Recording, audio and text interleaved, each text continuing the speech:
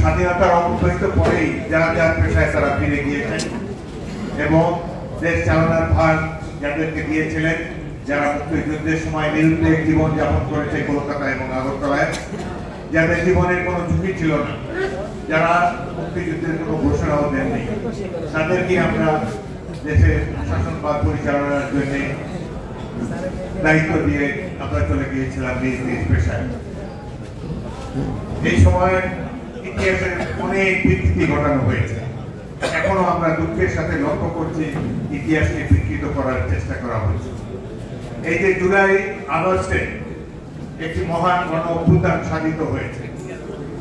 জুলাই আগস্টে কারা জীবন দিয়েছে, কারা পাদক প্রদীপের অন্ধকারে থেকে পেছনে থেকে এই আন্দোলনকে বেগবান করেছে, জাতির কাছে এখনো অস্পষ্ট রয়ে গিয়েছে। একটি উদাহরণ দেব, 16টি বছর ধরে বাংলাদেশ জাতীয়তাবাদী দল এবং খালেদা জিয়া এবং তারেক রহমানের নেতৃত্বে এই ফ্যাসিবাদ বিরোধী আন্দোলনকে সবসময় অগ্রগতির মধ্যে এগিয়ে নিয়ে গিয়েছে। অনেক ত্যাগ বিনিময়ে আমরা জুলাই আগস্টের এই গণ অভ্যুত্থান পেয়েছি। এই অভ্যুত্থানে বিএনপির 422 জন কর্মী শহীদ হয়েছে। এই অভ্যুত্থানে বিএনপির প্রত্যেকটি অঙ্গ সংগঠন ব্যানার ছাড়া অংশগ্রহণ করেছে। সেই জন্য আজকে অনেকে বলার সুযোগ হয়েছে যে আপনারাই নেতৃত্ব দিয়েছেন, বিএনপিকে তখন দেখা যায় না। এখানে উপবিষ্ট ইশতিয়াক আজিজ উলফর জুলাই মাসের শেষ থেকেই শহীদ মিনারের প্রত্যেকটি আন্দোলনে এই মুক্তিযোদ্ধাদেরকে সাথে নিয়ে সেখানে অংশগ্রহণ করেছে। এরাই বুলেটের সামনে বুক পুঁতে দিয়েছিলেন, কিন্তু আমরা এইসব কথা প্রচার করিনি। শহীদ রাষ্ট্রপতি জিয়াউর রহমান এই দেশের স্বাধীনতার ঘোষণা করেছেন, এটি ঐতিহাসিক সত্য। আওয়ামী লীগ সেটি স্বীকার করে না, কিন্তু ইতিহাসে অমুক সত্যটিকে আড়াল করে দেওয়া কখনোই সম্ভব হবে না। আজকে এই যে গণ অভ্যুত্থানকে স্বাধীনতার উপরেও স্থান দেওয়ার একটি প্রচেষ্টা একটি মহল থেকে আমরা লক্ষ্য করেছি, অত্যন্ত দুঃখের সাথে। স্বাধীনতা যুদ্ধের সাথে, স্বাধীনতা সংগ্রামের সাথে কোনো কিছুই তুলনা করতে পারি না আমরা। সবার উপরে 71 মহান মুক্তিযুদ্ধ চিরকাল এইভাবেই থাকবে। আমরা মুক্তিযুদ্ধকে কাউকে কলঙ্কিত করতে দেব না, মুক্তিযোদ্ধাদেরকে বিভক্ত হবে এটাও আমরা কখনো আশা করি না। কিছুদিন আগে একটি বক্তব্যের প্রতি আমাদের দৃষ্টি আকর্ষিত হয়েছে। জামাতে ইসলামের পক্ষ থেকে বলা হয়েছে যে এই দেশে দেশপ্রেমিক হলো শুধুমাত্র সামরিক বাহিনী এবং জামাতে ইসলামী। এই বক্তব্যে আমরা আহত হয়েছি। বাংলাদেশ সেনাবাহিনী মুক্তিযুদ্ধে অংশগ্রহণ করেছে, মুক্তিযুদ্ধের মধ্যে দিয়ে গড়ে ওঠে একটি বাহিনী, পিপুলস বাহিনী, জনগণের বাহিনী হয়ে 9 মাস যুদ্ধ করে দেশকে স্বাধীন করেছে এবং এই বাহিনী গড়ে তুলেছেন মেজর জিয়াউর রহমানের নেতৃত্বে তৎকালীন ইস্ট বেঙ্গল রেজিমেন্ট এবং ইপিআর এর সৈনিক অফিসাররা। বাংলাদেশ সেনাবাহিনীকে কারো সার্টিফিকেটের প্রয়োজন নাই, তারা দেশপ্রেমিক কি দেশপ্রেমিক না। তাদের অতীতে ভূমিকা, 71 ভূমিকা, বর্তমান ভূমিকা, প্রত্যেকটি ভূমিকা সাক্ষ্য দেয় তারা সব সময় জনগণের পাশে ছিল, ভবিষ্যতেও জনগণের পাশে থাকবে। তবে জামাতে ইসলামীর এই বক্তব্যে আমি অবাক হয়েছিলাম। আমরা ভেবেছিলাম এখন একটা সুযোগ এসেছে, এই সুযোগে বোধহয় তারা 71 ভূমিকার জন্য জনগণের কাছে ক্ষমা প্রার্থনা করবে। সেটি না করে তারা 71 তাদের ভূমিকাকে জাস্টিফাই করার চেষ্টা করছে এবং এখন দেশপ্রেমিক হিসেবে আবির্ভূত হয়েছে।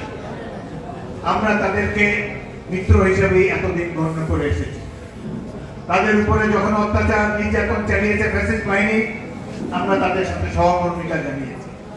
তাদের দলকে যখন বিলুপ্ত করে দেওয়া হয়েছে, জামিন শীষ দিয়ে তাদেরকে নির্বাচনে অংশগ্রহণ করার সুযোগ দিয়েছি এবং খালেদা জিয়া তাদেরকে মন্ত্রিসভায় স্থান দিয়েছে। আমরা অনেকে সেটি পছন্দ করিনি, দলের শৃঙ্খলার সাথে মেনে নিয়েছি। তার বিনিময়ে কি আজকে তাদের এই উক্তি করা কি সঠিক হয়েছে? আমরা এই ধরনের উক্তি তাদের কাছে আশা করি না। এটি বর্তমানে যে ইস্পাত কঠিন ঐক্য গড়ে উঠেছে রাজনৈতিক দল সমূহের মধ্যে, তাদের মধ্যে ফাটল সৃষ্টি করতে পারে। এই ব্যাপারে তারা ভবিষ্যতে আরো যত্নবান হবে। 1971 ছিল সাধারণ মানুষের যুদ্ধ। এই যুদ্ধের ফলে আমার আগের বক্তারা বলেছেন রাজনৈতিক পতাকা, এই দেশের ভৌগোলিক পরিবর্তন হয়েছে, পতাকা বদল হয়েছে এবং একটি জাতি একবারই স্বাধীন হয়। বারংবার স্বাধীন হবে না। আরো অনুল্লেখযোগ্য করার জন্য কারো কারো ভূমিকা থাকতে পারে, বিশেষ করে ৭১ মুক্তিযুদ্ধে যারা এর বিরোধিতা করেছিলেন তারা হয়তো তাদের তালিকাভুক্ত হওয়ার জন্য এই মহান স্বাধীনতা যুদ্ধকেই তারা অবমূল্যায়ন করার চেষ্টা করতে পারে। এটি অত্যন্ত দুঃখজনক। একটি জিনিস আমরা অবাক করি, 1947 সালে সারা দেশের মানুষ পাকিস্তান চেয়েছিল। সেই সময়ও এই দল জামাতে ইসলামী পাকিস্তানের বিরোধিতা করেছিল। এরপর ৭১ সালে স্বাধীনতা যুদ্ধে তাদের বিরোধিতা করেছিল, আমাদের বিরুদ্ধে তারা অস্ত্র ধারণ করে যুদ্ধ করেছে, এই কথাও সর্বজন বিদিত। তারপরও স্বাধীনতা পরবর্তীকালে আওয়ামী দুঃশাসনের কারণে আমরা তাদেরকে আমাদের জোটে আশ্রয় দিয়েছি। আমাদের সাথে থেকে তারা রাজনীতি করুক, তারা অতীতের ভুলের জন্য ক্ষমা চেয়ে আবার নতুনভাবে এই স্বাধীন দেশটিকে গড়ে তোলার জন্য আত্মনিয়োগ করুক, এটাই ছিল প্রত্যেকটি বিএনপি কর্মী এবং আমাদের নেত্রী বেগম খালেদা জিয়ার একান্ত চাওয়া। আমরা সকল সময় তাদেরকে সহমর্মিতা সমর্থন জুগিয়েছি, আমাদের জোটেও তাদেরকে স্থান দিয়েছি এবং এখনো তাদেরকে বন্ধু হিসেবে আমরা বিবেচনা করি। তো এই মুহূর্তে যখন বিএনপির বিরুদ্ধে বিভিন্ন অ্যাঙ্গেল থেকে ষড়যন্ত্র শুরু হয়েছে, এ সময় তাদের এই ধরনের বক্তব্য, তারা দেশপ্রেমিক, শহীদ জিয়া এবং তার দল বিএনপি দেশদ্রোহী, এই ধরনের ইঙ্গিতপূর্ণ বক্তব্য আমরা ঘৃণা করে প্রত্যাখ্যান করছি।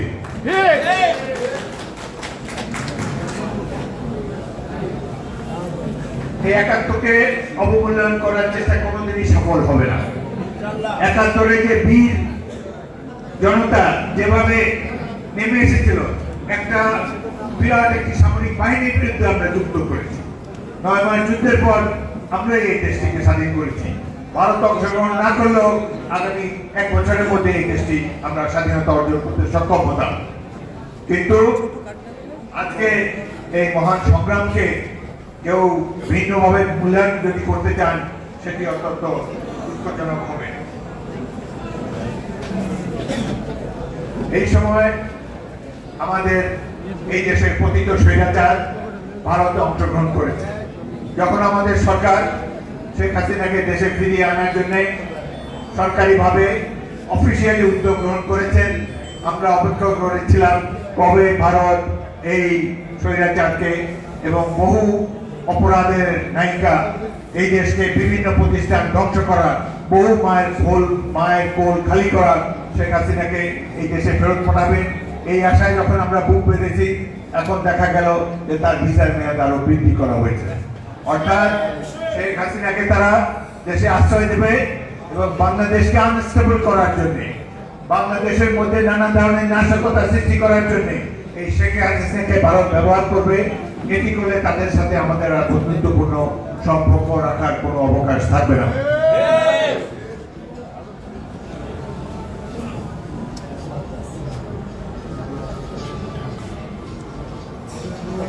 অনেকেই বলছেন যে সংস্কার প্রয়োজন, প্রোক্লামেশন প্রয়োজন।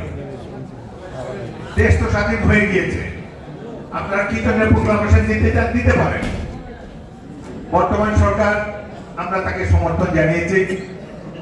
এখনো প্রফেসর মোহাম্মদ ইউনূসকে আমরা সকলেই শ্রদ্ধা করি, সকল রাজনৈতিক দল আমরা তাকে সমর্থন জানাবার জন্য ঐক্যবদ্ধ।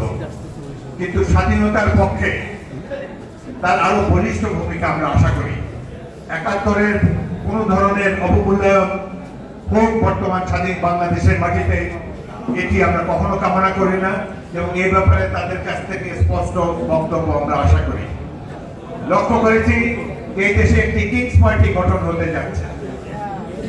কিংস পার্টির ভবিষ্যৎ কখনোই অতীতেও ভালো ছিল না, ভবিষ্যতেও ভালো হবে না।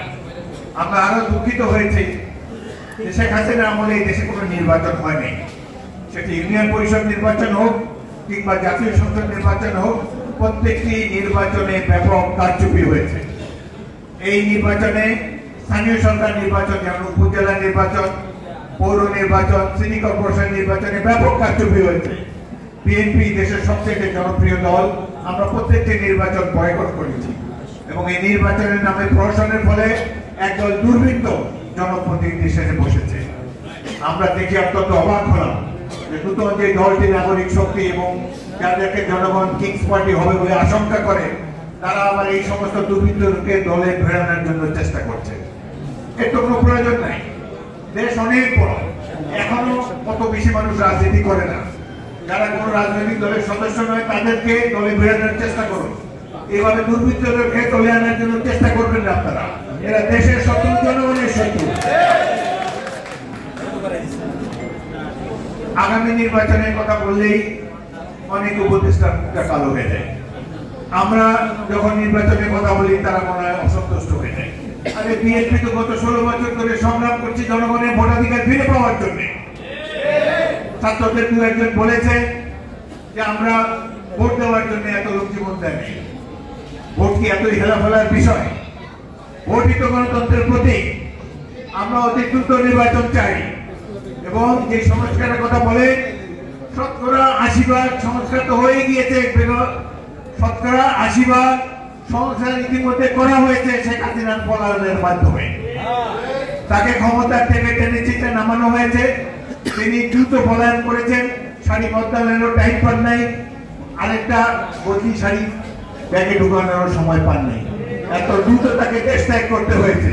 তো দেশের সকল অপকর্মের হোতা এই তথাকথিত নেত্রী দেশ ত্যাগ করার সাথে সাথে এখন আর সংস্কারের খুব বেশি প্রয়োজন নেই। প্রয়োজন হলো নির্বাচনী ব্যবস্থার কিছু সংস্কার, আর একটি প্রয়োজন হলো